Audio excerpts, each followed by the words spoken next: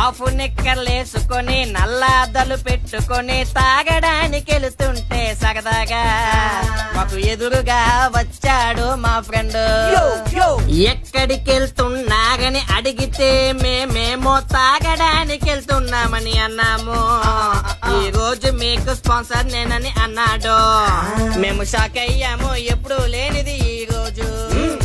కక్కుర్తి పడి వాడితో సిట్టింగ్ కెళ్ళా, చీర్స్ కొట్టి అలా మేము బీర్లు ఎత్తాం. ఆ బీరు తాగి బాగుందనుకున్నాం, ఇంతలో వాడు లవ్ స్టోరీ స్టార్ట్ చేశాడు.